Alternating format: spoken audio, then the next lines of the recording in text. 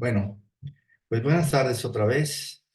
Hoy vamos a continuar con este panorama que estamos dando, visitando todos los temas que tienen que ver con el seminario nuestro. Y como les había dicho antes, vamos a hacer dos rondas, ¿no? Bueno, van a ser tres rondas.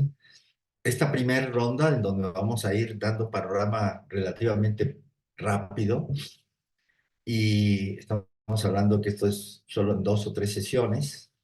Y después vamos a hacer un recorrido en mayor detalle, un segundo recorrido donde vamos a entrar en un poquito más de profundidad. Y luego vamos a hacer un tercer recorrido donde vamos a ir tomando cada uno de todos esos temas y los vamos a ir atendiendo en todo lo que el formato de este seminario nos permite. Este tema de ciencia de la complejidad, en el contexto que hemos descrito en las pláticas anteriores, emerge de manera natural.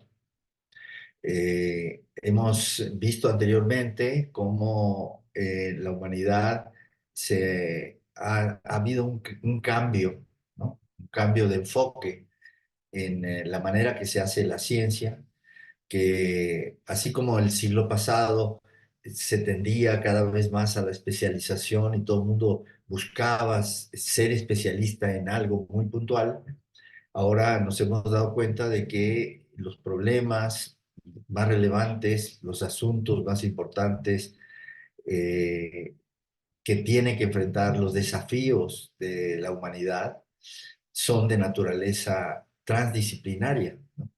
Y que tienen que ver con la interacción compleja de efectos que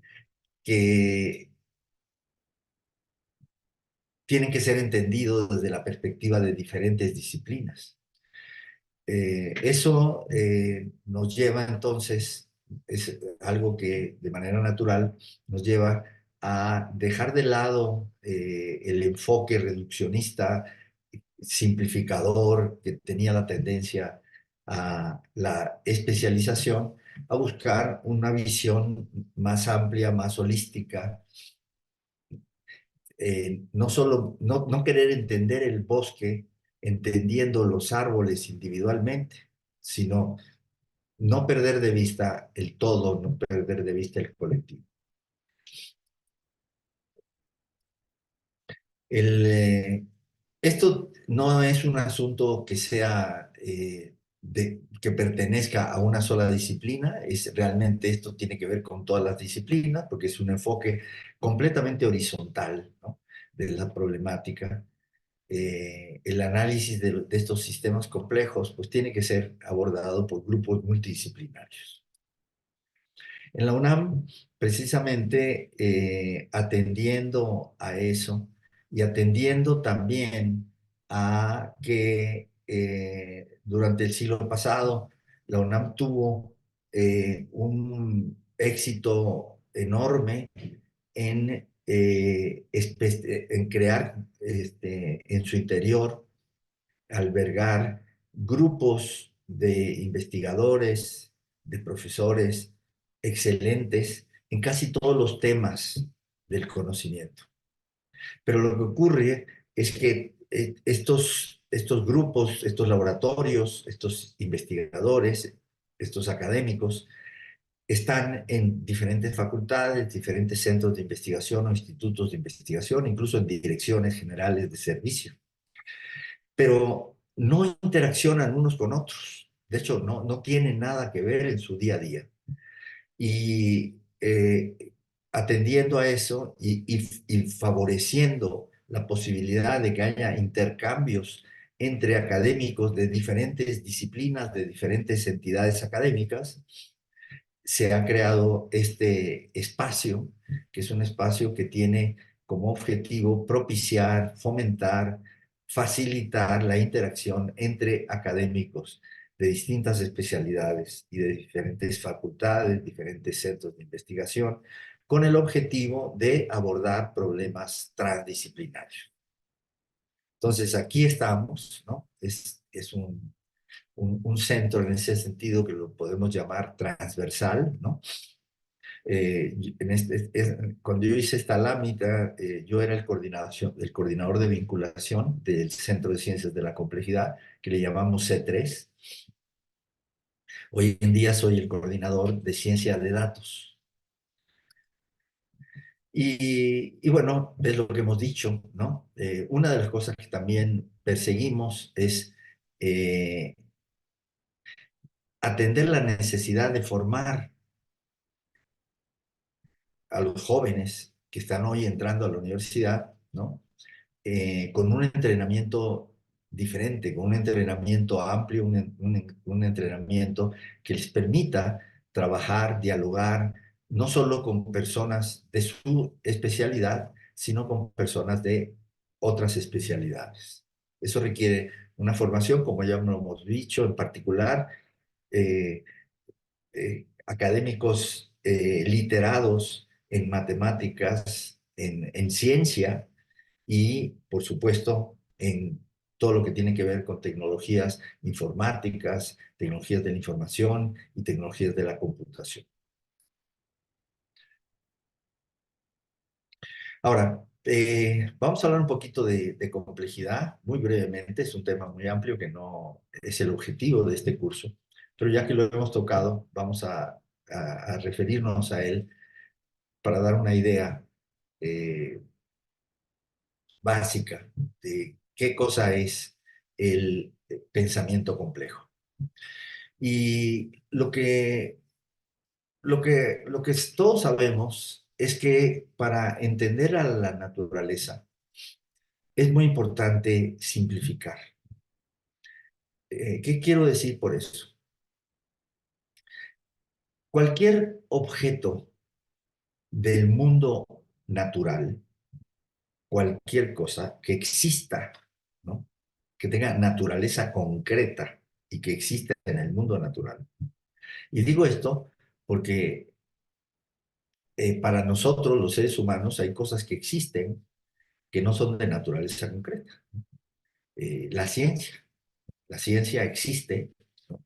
Las matemáticas existen, la física existe, la biología existe, pero no, ¿en dónde está la biología? No, no es un lugar que tú puedas ir a visitar, que tú puedas tocar, que puedas oler, que puedas mirar, ¿no? La única manera de mirarlo es con el pensamiento, ¿no?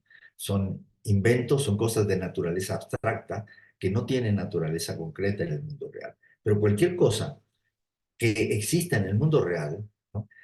Es de dimensión infinita. ¿Qué quiero decir con esto? Tiene una complejidad que no es accesible. Cualquier cosa elemental, este pedacito de papel que tengo en la mano, ¿no? Eh, Describirlo completamente es imposible. Cualquier descripción que hagamos de esto, podemos encontrar otro papelito que cumple estas cosas, todas las que se han especificado, y no es este.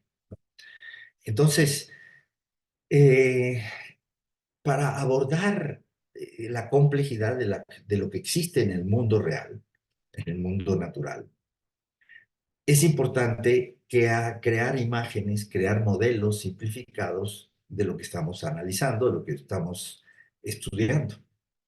Eso es lo que nos lleva a crear modelos abstractos, ¿no? Abstraer quiere decir quitar, ¿no?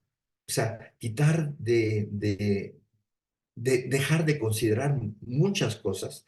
Hay que dejar de considerar, de hecho, infinitas cosas para quedarnos solo en una colección finita de cosas que nos van a servir para caracterizar lo que estamos estudiando. Esta reducción, ¿no? Ha sido muy efectiva. Gracias a eso, tenemos todo el conocimiento que tenemos actualmente, toda la ciencia que tenemos actualmente, eh, se apoyó muchísimo en esta postura, en esta metodología, ¿no? Reduccionista. No tenemos nada en contra de esa manera de enfrentar el problema de entender la naturaleza. Lo que pasa es que hay que tener en cuenta también que no es, que es una cosa fascinante, ¿no? No es cierto que el todo es la suma de las partes. Esto es algo que es muy interesante. El todo es más que la suma de las partes. Y eso lo que quiere decir es que no se puede entender el todo entendiendo nada más las partes. Si ustedes piensan en un grupo de personas y ustedes conocen a cada uno de ellos y estas personas van a hacer algo, eh, no porque conozcas a cada uno individualmente vas a conocer qué cosa va a hacer el grupo. Piensen en un partido político, piensen en el conjunto de personas que van a atender un juego de fútbol en un estadio, ¿no? Individualmente sabes cómo son, pero colectivamente pueden tener un comportamiento totalmente diferente. Hay fenómenos emergentes que ocurren, ¿no? Y que no pueden ser explicados en términos de lo que individualmente es cada persona. De hecho, este es un problema fundamental, ¿no? Que tienen los economistas, ¿no? Para entender un sistema económico, ¿no? Tú quisieras entender cómo va a evolucionar la economía y si quieres hacer un modelo a partir de qué cosa hace cada persona, no es fácil. Vean el fenómeno este que ocurrió recientemente en Estados Unidos, ¿no? Que una cantidad enorme de bancos quebraron, ¿no? Sobre todo los bancos que tenían que ver con criptomonedas, ¿no? Que una serie de bancos muy fuertes, importantes de California, ¿no? De pronto quebraron, ¿no? ¿Y por qué quebraron? Bueno, pues porque la gente tiene su dinero en el banco y estamos confiados de que nuestro dinero está bien custodiado. Pero la verdad de las cosas es que el dinero en el banco no está todo el dinero, el banco no tiene todo el dinero que le han dado. El banco tiene un porcentaje nada más de todo el dinero que los clientes le han dado y otro porcentaje lo usa para comprar, para invertir, hacer inversiones en otras cosas y no lo tiene disponible. Y ocurre, por ejemplo, que por supuesto que los bancos tratan de hacer esto usando inversiones que no tengan mucho riesgo. Por ejemplo, invierten en los bonos del Tesoro de los Estados Unidos, ¿no? Que es una inversión, digamos, bastante segura, ¿no? Pero el valor de los bonos sube y baja. Y en un momento en donde, por alguna razón económica, como pasó esto ocurrió hace como 3 o 4 meses, ¿no? Eh, por alguna razón económica, los bonos bajan, ¿no? Y entonces, si el banco tuviera que devolverle a la gente su dinero, tendría que vender los bonos, pero no le darían la misma cantidad porque los compraron, porque han bajado de valor. Eso para ellos con el tiempo no es problema, porque los bonos se recuperan y luego valen más de lo que valían originalmente y entonces el banco tiene una ganancia. Pero en ese momento, si los clientes entran en pánico y empiezan a sacar el dinero, a querer sacar el dinero del banco, el banco queda en total insolvencia, ¿no? Y entonces, bueno, la Reserva Federal de los Estados Unidos se vio la necesidad de prestarle dinero a los bancos. Bueno, eso mismo pasó aquí en México en otra época, en los ochentas, ¿no? Que fue una cosa muy criticada, ¿no? Que el gobierno salvó a los bancos mexicanos, ¿no? Que habían hecho estupideces, ¿no? Con el dinero de los mexicanos, ¿no? Lo salvó. Entonces, bueno, a lo que voy es que el comportamiento colectivo, ¿no? Es diferente al comportamiento, a la suma de los comportamientos individuales, a la suma lineal, ¿no? Y entonces este fenómeno de las propiedades emergentes es muy importante. No vamos a entender, por ejemplo, cómo una persona puede ser hipnotizada, ¿no?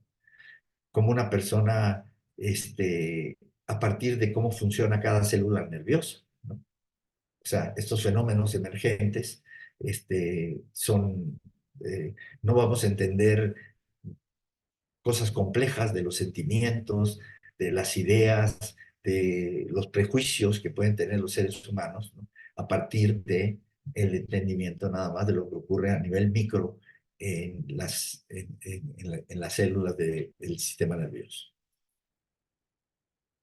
El, eh, ahora, como hemos dicho, ¿no?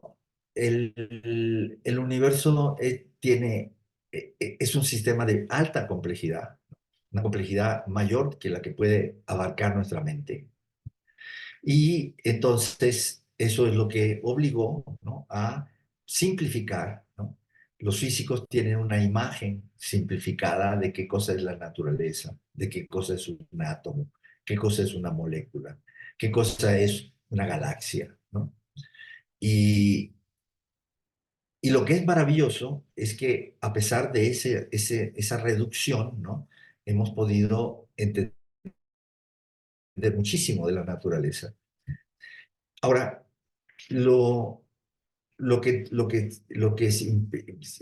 se pretende en el enfoque de la ciencia de la complejidad, en el enfoque del pensamiento complejo, ¿no? Ese paradigma, pues lo que pretende es evitar el reduccionismo. Por supuesto que el reduccionismo hay que llevarlo hasta cierto punto, pero una vez que se ha llevado a cierto punto, hay que entender que solamente es una primera aproximación a la complejidad de lo que es real. Es ir de lo general a lo particular, ¿no? Pero también es muy importante que queremos ir de el sistema concreto que existe en el mundo real, ¿no? A el modelo abstracto que vamos a tener de él, ¿no? Entonces, ¿por qué es necesario el pensamiento complejo? Pues porque lo simple no existe, ¿no? No en el mundo natural no existe nada simple. Lo que tenemos son imágenes simplificadas, ¿no? De lo que existe en el mundo real. Y el pensamiento complejo, eh, voy a poner una frase que me gusta mucho porque es bastante poética. Es una frase de Edgar Morin, un científico francés, ¿no? Que ha dedicado, él es un hombre, yo creo que ya debe estar cerca de los 100 años y sigue muy activo y que ha dedicado las últimas décadas de su vida, ¿no? A estudiar, ¿no? A filosofar. Él es un científico social, ¿no? Pero que se ha interesado mucho en la ciencia y que en la ciencia natural y que ha escrito muchísimo sobre eso. Tiene una colección de libros que se llama La naturaleza de la naturaleza, que son preciosos. Son como 7 volúmenes, ¿no? Y me gusta esta frase que dice que mientras que el pensamiento simplificador desintegra la complejidad de lo real, el pensamiento complejo integra lo más posible los modos simplificadores de pensar, rechazando las consecuencias mutilantes, reduccionistas, unidimensionalizantes y finalmente cegadoras de una simplificación que se toma por reflejo de aquello que hubiera de real en la realidad. Entonces, esto es una muestra de cómo escribe Edgar Morin. Bueno, hemos visto pues entonces, ¿no? Que en el escenario que estamos, ¿no? Para abordar los sistemas de alta complejidad hay que tener un enfoque transdisciplinario. En resumen, estoy sintetizando lo que hemos dicho. Y esto implica salvar la separación entre los diferentes campos de conocimiento, ¿no? Y utilizar todas las herramientas, todos los recursos teóricos, todos los recursos computacionales, las herramientas tecnológicas disponibles para acercarnos a la producción de un entendimiento comprensivo y esencial de la complejidad del mundo real. Bueno, eh, en suma, todo el discurso y toda la narrativa que hemos tenido hoy y en la plática anterior nos hace entender por qué estas frases, ¿no?, han sido relevantes en las últimas décadas. La ciencia computacional, ¿no?, que tiene que ver con la capacidad que tuvimos que desarrollar, la humanidad ha tenido que desarrollar para poder lidiar con los modelos basados en ecuaciones diferenciales que tenemos en diferentes campos de conocimiento, ¿no? La ciencia de la complejidad, que es de lo que acabamos de hablar ahora, y también sabemos que el hecho de que estemos viviendo en un mundo digitalizado actualmente, ¿no?, ha dado pie a lo que se conoce como la ciencia informática, la ciencia de los datos, que bueno, es por cierto, el asunto central de nuestro seminario. Es claro que hay una relación muy importante, virtuosa, entre tecnología y matemáticas. Gracias a las matemáticas se pudieron inventar las computadoras. De hecho, las computadoras existen, ¿no?, gracias a la manera en la que hemos entendido, ¿no?, eh, la, la computación como un proceso matemático. Un proceso matemático que lo hemos implementado en hardware, ¿no?, y son las computadoras con las que trabajamos, ¿no? Eh, por un lado, vimos cómo todo lo que tenía que ver, sobre todo en los campos más socorridos, la ciencia computacional es en la física y en la ingeniería. Digo, por supuesto, la astronomía, que es parte de la física, ¿no? En la biología es más reciente, ¿no?, que la ciencia, los modelos matemáticos con ecuaciones diferenciales son relevantes. Aquí vamos a ver cómo en la biología también, ¿no?, modelamos las neuronas con ecuaciones diferenciales, ¿no? Eh, pero digamos, posteriormente a este fenómeno de la emergencia de la ciencia computacional, hemos visto cómo ha emergido la ciencia informática, la ciencia de datos. Un ejemplo paradigmático de ciencia informática, de ciencia de datos, ¿no?, es la bioinformática, que es eh, un campo de investigación emergente, ¿no? Este es un campo de investigación que nació a finales del siglo pasado, ¿no? O sea, tiene apenas unas décadas, ¿no?, de existir. Eh, y que, como si nos preguntamos ahora por qué papel juega en la investigación científica, ¿no?, la computación, ¿no?, vemos que tanto para hacer ciencia computacional como para hacer ciencia de datos, ciencia informática, ¿no?, eh, estamos ahora necesariamente, tenemos que ir más allá de este paradigma clásico de teoría y experimento, ¿no?, que han sido los dos pilares fundamentales en los que se basa el método científico. Y ahora lo que vemos es que podemos considerar que el método científico tiene ahora un nuevo pilar, ¿no?, que es la computación, ¿no? Y esto es muy relevante, ¿no? Y por supuesto que es lo que le da sentido a nuestro seminario. Voy a hablarles brevemente de la bioinformática, porque pues, es uno de los campos de investigación que está muy cerca de mi corazoncito. Eh, el, eh, ¿Qué es bioinformática, no? Esta es una definición que ustedes pueden encontrar en el National Center for Biotechnology Information de Washington, que es, un, un centro de investigación de excelencia, de frontera, uno de los más importantes a nivel mundial en investigación biomédica, ¿no?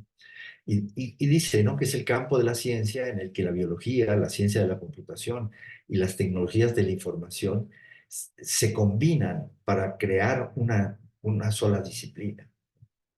Esto es totalmente nuevo, totalmente novedoso, totalmente revolucionario, totalmente disruptivo. La biología eh, había sido siempre una ciencia experimental, fenomenológica.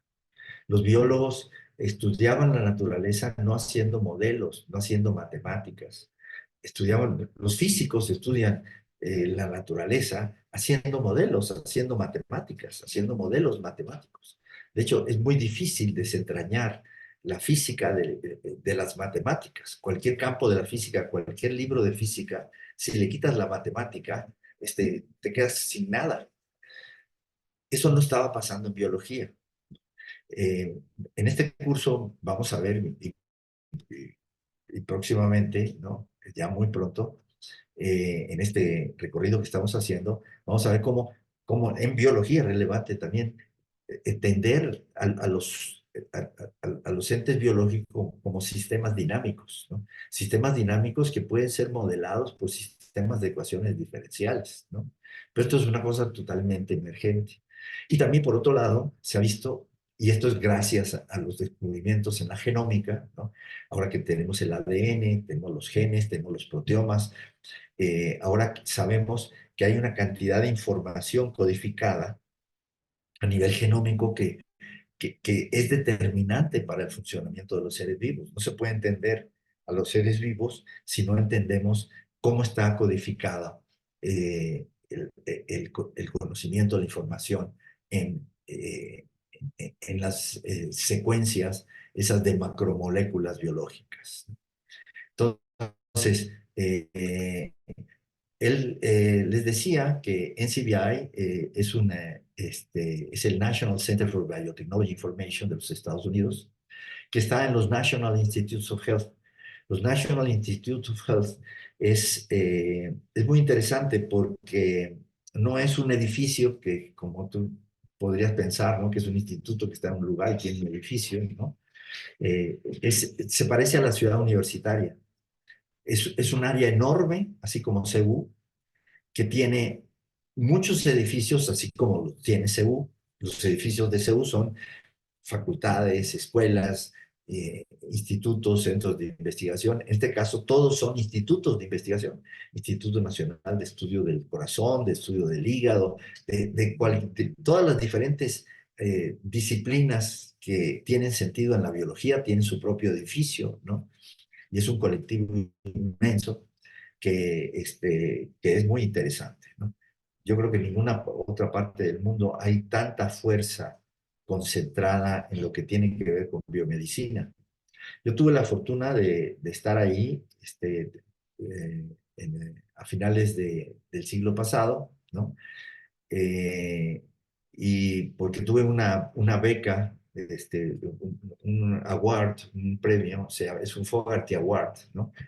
Me dieron por las investigaciones que yo había hecho anteriormente, me dieron un premio en donde me pagaban que yo pudiera estar ahí un año haciendo investigación en el Mathematics Research Branch de los National Institutes of Health, donde eh, conocí a este personaje, David Littman, que es el fundador de NCBI y fue director de NCBI hasta hace muy poquito. Y aquí me gusta mucho esta frase de David, ¿no?, donde él dice que biology in the 21st century is being transformed from a purely lab-based science to an information science as well. Esto es súper, súper revolucionario. Los, en ese año que yo estuve ahí, estuve trabajando con David en bioinformática, ¿no?, cuando todavía esa palabra no se pronunciaba, ¿no? Nuestro trabajo en bioinformática fue un trabajo pionero, ha sido reconocido como tal, ¿no? Sobre todo, tuvo mucho éxito este teorema que aparece en este artículo de investigación, que produjimos David y yo para atacar un problema que era muy difícil, ¿no? Cuando tú tienes eh, secuencias genómicas, son secuencias lineales, aunque sabemos que la estructura tridimensional tiene un papel también, pero como quiera que sea, son secuencias lineales que si tú quieres comparar, por ejemplo, qué tan cerca son filogenéticamente un sopilote y una gallina, ¿no? Y tienes los genomas de ellos, pues sería interesante compararlos.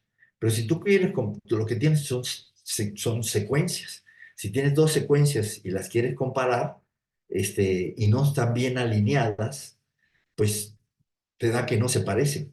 Pero si buscas alinearlas, puedes encontrar un alineamiento que sí te da, sí te permite ver las semejanzas y las diferencias que puede haber en esos genes, ¿no? En esas cadenas de genes. Eh, pero claro, ¿cuántas maneras distintas de alinear tienes un par de secuencias? Hay muchísimas, porque son secuencias muy largas. Y si tú tienes, por ejemplo, que quieres ahora hacer el árbol filogenético de todas las aves, ¿no? Y vas a querer comparar, ¿no? Simultáneamente múltiples secuencias genómicas, entonces la cantidad de posibilidades de alineamientos escala exponencialmente. Se vuelve un problema NP completo, ¿no? Entonces no polinomial, ¿no? Y entonces las computadoras más grandes de Estados Unidos, que este, eh, una buena cantidad de ellas estaban en los National Institutes of Health, donde nosotros estábamos, no podían este, hacer en tiempo finito, encontrar en tiempo finito un alineamiento óptimo. Y entonces David y yo nos enfocamos en este problema. David es médico, ¿no? Y entendía muy bien esto y él me planteó esta problemática. Yo aprendí todo esto gracias a él. Y entonces encontramos con mucha suerte, ¿no?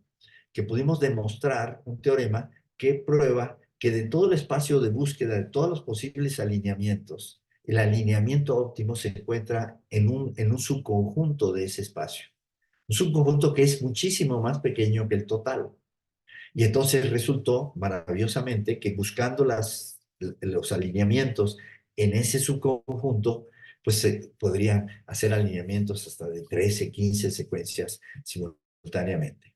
Y esto fue verdaderamente un resultado que fue muy celebrado, tanto en Estados Unidos como en otras partes del mundo y que dio pie a que el director del Mathematics Research Branch, donde estaba David y estaba yo trabajando, le planteara al director de los National Institutes of Health, ¿no? Que estaba emergiendo, ¿no? Lo que teníamos que convencer que estaba emergiendo una nueva disciplina, la bioinformática, ¿no? Y que la bioinformática tenía un futuro muy relevante, ¿no? Para todo el tema biomédico. El director de NIH, ¿no? Sí se convenció con que era muy importante abordar esa problemática y entonces convenció al presidente del Senado, de la Comisión de Ciencia y Tecnología del Senado, de que había que hacer un esfuerzo por promover esa área en los Estados Unidos y gracias a eso le dieron $100 millones a David para crear NCBI, el National Center for Biotechnology Information, ¿no? Bueno, a la fecha es un centro de investigación en donde se tienen el acopio de la mayor cantidad de bases de datos biológicas que puedan ustedes imaginar, tanto al nivel genómico como al nivel proteómico, pero también herramientas computacionales como las que están basadas en los algoritmos que desarrollamos David y yo, y otros nuevos. Mucha gente, a raíz de esto se desató una cadena a nivel mundial se crearon institutos que hacen bioinformática. En todos los países hay institutos que hacen bioinformática, ¿no? Y explotó la emergencia de una nueva disciplina. Pero así como estamos hablando de la bioinformática, podemos hablar también de la astronomía informática. Ya los astrónomos no tienen que mirar al sol, al cielo con telescopios, ¿no? Ahora lo que hacen es que tienen radiotelescopios que captan las señales y las meten en las bases de datos y entonces tienen que mirar la información y los datos que están en las bases, ¿no? Y entonces tienen que hacer astronomía informática. Y así como podemos hablar de astronomía informática, podemos hablar de neuroinformática, ¿no? O sea, estudiar el cerebro, ¿no? A partir del análisis de los datos que se tienen del cerebro. Pero bueno, esto es para darles una muestra de el impacto que que está ocurriendo en este mundo digital, ¿no? El impacto que la digitalización está teniendo en el campo de la ciencia y la tecnología. Eh, Recientemente nosotros hemos estado interesados ahora en otros problemas bioinformáticos. Les voy a dar una muestra de qué cosa es otro asunto informático, que es el que tiene que ver con las bacterias infecciosas, ¿no? Este es un trabajo que yo desarrollé con colegas cubanos, ¿no? Eh, Algunos de ellos, como Maye Mirabal y Rommel Calero, están en México ahora trabajando con nosotros aquí en el Centro de Ciencias de la Complejidad. Y otros científicos cubanos están en Cuba y otros están en Malasia. Porque este estudio tiene que ver con la tuberculosis, ¿no? Y Malasia es un país, la tuberculosis ha sido prácticamente erradicada en el primer mundo, pero en Asia y en África es un problema gravísimo. Es la pandemia que más está afectando a la humanidad. La mayor cantidad de muertes, ¿no? Que se dan, no se dan por otra cosa que por tuberculosis. La cuarta parte de la humanidad está infectada con la bacteria. Y el problema es que no sabes si estás infectado con la bacteria hasta que se manifiesta la enfermedad, ¿no? Pero puedes tener la bacteria, incluso puedes vivir toda la vida con la bacteria y tu sistema inmune poder lidiar contra ella, y tú no darte cuenta que estabas infectado con tuberculosis. Pero 10 millones de personas cada año adquieren, activa la enfermedad. Y de esos 10 millones, alrededor de 2 millones se mueren cada año. Entonces es un problema muy fuerte que nos ha interesado. En este artículo, por ejemplo, lo que hicimos esencialmente fue hacer minería de datos en los genomas y proteomas de, del, del bacilo, Mycobacterium tuberculosis, ¿no? Para encontrar sustancias que tengan un potencial, capacidad de servir para tener pruebas diagnósticas, para poder saber si alguien tiene o no tiene la enfermedad. No es que no haya pruebas diagnósticas, hay pruebas diagnósticas que se usan en el primer mundo, pero son muy caras y los países del tercer mundo no los pueden aplicar ampliamente. Entonces, la idea de esta investigación es buscar que abrir la posibilidad de que se creen métodos más sencillos de diagnóstico. El, entonces, nos han interesado más recientemente, hemos estado interesados en analizar un problema que está relacionado y que es muy importante y que también es un asunto emergente en biomedicina. Hace 20 años, ¿no? Nadie hablaba de la microbiota y del microbioma ni nada de eso, ¿no? Hoy en día sabemos que la microbiota es fundamental para nuestra fisiología. Sabemos que, de hecho, tenemos la concepción moderna de qué cosa es una persona, ¿no? Ya no es eso de que tenía un sistema complejo que está dividido en sistema endocrino, sistema cardiovascular, sistema digestivo, sistema nervioso, no. Somos un sistema ecológico. Tenemos más microbios en nuestro organismo que células.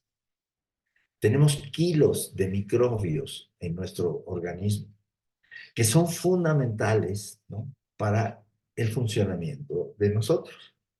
Entonces, en este estudio, ahora, ¿de qué manera? Imagínense la complejidad. Ahora, ¿de qué manera la composición de la microbiota de cada quien, ¿no? Que es, imagínense, es analizar todos los microbios que están en tu cuerpo, ¿no? Y compararlos de una persona con otra persona, compararlos de una persona cuando está en un estado de salud a cuando está en un estado de enfermedad, y tratar de entender cómo se relaciona eso con los sistemas que existen, ¿no? Eh, Eso es una cosa de altísima complejidad, es un ejemplo de sistema complejo súper, súper, súper complejo.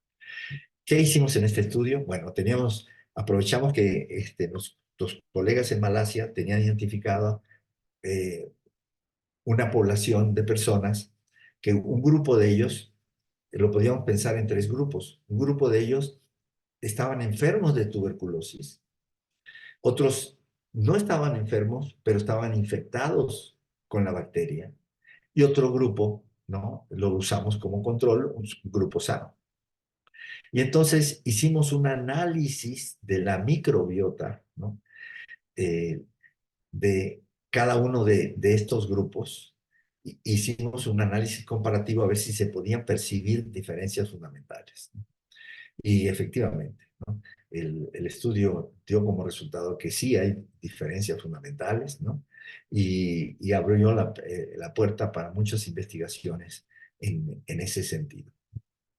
Pero bueno, con esto creo que podemos, este es otro estudio que ahorita no voy a gastar más tiempo, ya se nos acaba el tiempo, para describirlo, ¿no? Pero aquí lo que estábamos es generando una tecnología para poder diagnosticar la tuberculosis, haciendo una combinación de bioinformática con nanotecnología, ¿no? Creando nanopartículas, ¿no?, que se pudieran ingerir para ayudar a esto. Pero bueno, vamos a dejarlo aquí, por hoy, y vamos a dar tiempo a que si ustedes, en los pocos minutos que nos quedan, quieren hacer algún comentario o quieren hacer alguna pregunta.